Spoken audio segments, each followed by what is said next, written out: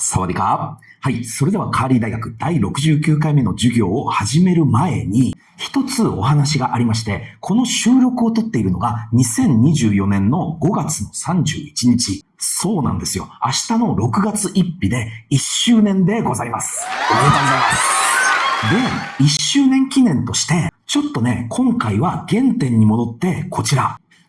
龍馬が行くをもう一度行いたいと思います。ただね、ご覧の通り、今回は漫画版でお届けして参りたいと思います。これね、すでにご存知の方はいるかもしれないんですけど、司馬遼太郎の龍馬が行くですよ。漫画版が週刊文春の連載で2022年の4月から始まってるんですよ。そもそもね、この龍馬が行くの原作の方は1962年の6月から約4年間にわたって産経新聞の夕刊にて連載されていたものなんですよ。それが60年越しにですよ、初めて漫画化されたということなんですよ。でね、この漫画版の方の龍馬が行くの方はですね、ご覧の通りですね、結構この鈴木優さんという方が描いているんですけれども、結構かっこいい絵のタッチをしてるんですよね。大井龍馬なんかもですね、結構好きだったんですけど、正直こっちの方が好きですね。でね、現在もまだこの漫画は続いているんですけれども、と言っても、まだまだ序盤の方ですよ。今のところまだ8巻までしか出てないんですよね。これを今後定期的に1巻ずつ新刊が出るたんびに解説動画をお届けしてまいります。はい、それではまずこちらの漫画版の方は、いきなり龍馬が大宮で切られているところから始まるんですよ。新の字、こりゃもういかん。俺は脳をやられた。散々姉やんには頭だけは切られるなと言われちょったのに。すまんのう、乙女姉やん。ここから龍馬の幼少期に移るわけですよ。龍馬の幼少期といえば、泣き虫で呼ば当たれ。要は、ねしょんべん小僧っていうことですよ。それだけではないのが、これも有名な話なんですが、学塾も辞めさせられちゃうんですよ。もうこうなるとね、坂本家の、家族からも、ついに龍馬は坂本家の廃れ者になるか、というように、半ば呆れられているような存在なんですよ。その中でも、ただ一人、龍馬のことを信じてやまない人がいるんですよね。それが、乙女姉やんですよ。この時、龍馬は12歳。元気がないんですよ。なぜか。この年で龍馬のお母さんが亡くなってしまったんですよ。でね、お家の庭にある若桜の木を見てぼーっとしてるんですよ。で、乙女姉やんが言うわけですよ。若桜は3年前、龍馬が9歳の時に母上と一緒に植えたがじゃ。母上、何をお願いしとる？桜の苗を植えたお母さんは何やらお祈りをしてるんですよ。龍馬がたくましく育ちますように。母上、それは無理じゃ。わしは喧嘩も弱いき、いつもみんなに泣かされる。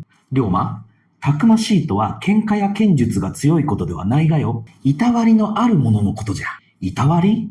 いたわりとは他人の痛みを感じることと言ってもいい。優しさだとか思いやりとも言ってもいい。例えば、お友達がいじめられていたらどう思う？そりゃあ、助けてやりたいと思うがじゃけど、それが今すぐできなくてもいい。その気持ちを大切にして、訓練を重ねて、いつか本当に友達を助けてあげられる自分を作り上げていけばいいがよ。わしはそれだけでは嫌じゃ。わしはいじめた者もいじめられた者もみんなが仲良う遊べるようにしたい。はい。これを9歳の龍馬が鼻水を垂らしながら言ってるんですよ。お母さんとしてはもうあっけに取られてるわけですよね。あっちゃー、わしはまたおかしなことを言うたかの。おかしくない。龍馬はちっともおかしくない。龍馬がどんな大人になるかが楽しみじゃ。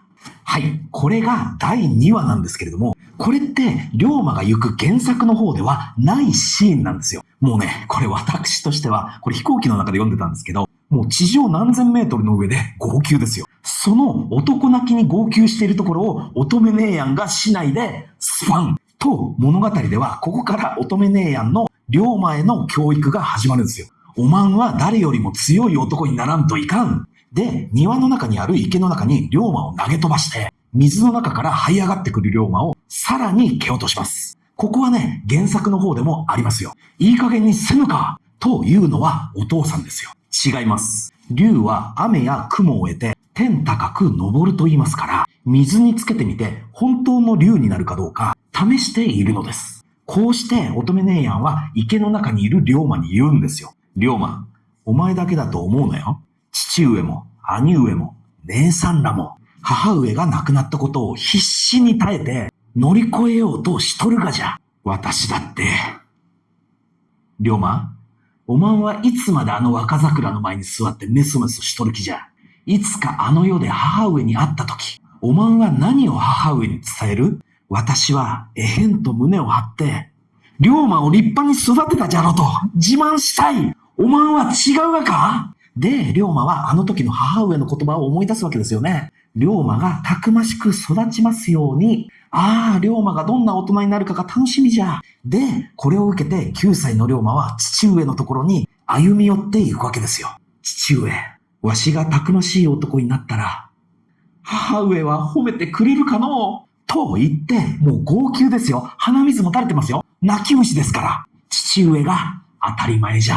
と言って、第2話が終了。こうして漫画版龍馬が行くは、私の心をわしづかみにして離さないんですよ。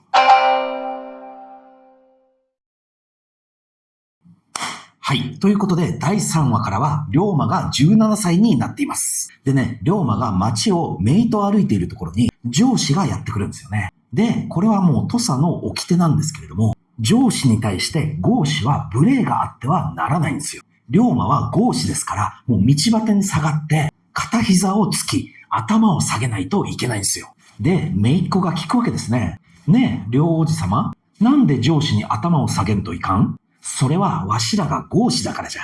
で、姪っ子に説明するようにして、実は読者にもここで説明してるんですね。このあたりの部分がもう後々の龍馬の志につながっている部分だと思うので、ちょっとね、この土佐のしきたりっていうものをピックアップしていきますと、上司は雨の日、足田といって、背の高い下駄ですね。あれを履くことができるんですけど、同じ武士でも豪司はそれを履いちゃダメなんですよ。裸足で歩かねばならない。あるいは、どんなに暑くても豪司は日傘を差しちゃいけないんですよ。で、もう究極なのは、上司というものは、切り捨て御免が認められているんですよ。無礼打ち差し許しといって、もうね、異常な特権が与えられているんですよ。これって、つまり、上司は豪司をいつだって切り捨てることが許されているんですよ。例えばですよ、上司がそれを無礼だと言えば、上司はその豪司を無礼打ちできるっていうことですよ。じゃあね、どうしてそういうような事態になったのっていうことじゃないですか。だって、これって当時の江戸時代、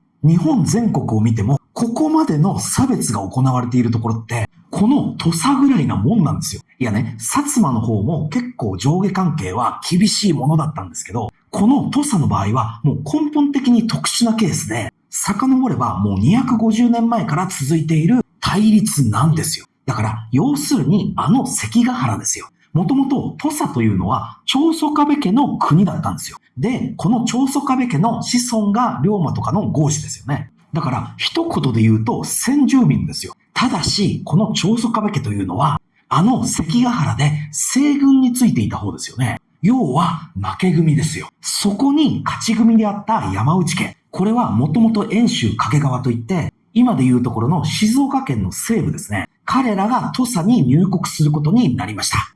これが今の上司の先祖ですよ。で、この時長宗我部家というのは改易。つまりもう武士の身分を剥奪されてしまってますから、その家臣の人たちもみんな野に追われ、それからは文字通り土佐は山内家が治める国となったわけですよ。ここから対立が起こっているわけですよ。なんせ上司の人たちは同じ人間でありながら豪司の人たちを癒しんでもう犬以下だと思うちょる。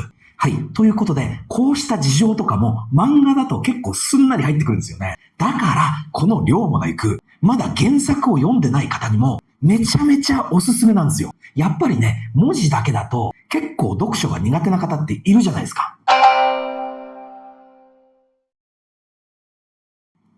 はい。それではね、第3話ではお田津様。第4話では岡田伊蔵。彼らが登場することによって、いよいよこの土佐の身分制度のやかましさ。これらがいよいよ色濃く描写されていくことになります。やはり妙じゃ。物の例えで生まれ変わったようにとよく言うが、そういうことが世の中にはあるものじゃな。あの呼ば当たれは入門してきた時とは別の人間じゃ。そうなんですよ。この時龍馬は17歳。もう背も伸びてたくましくなり、剣術もめっちゃ強くなってるんですよ。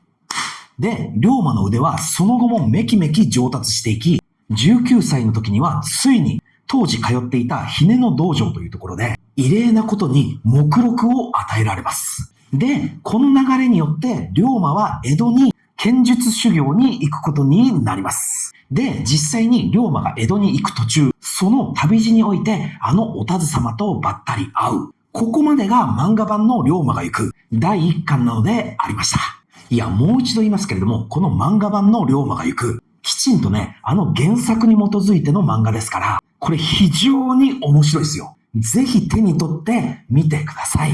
それでは今回もどうもありがとうございました。サワディカー。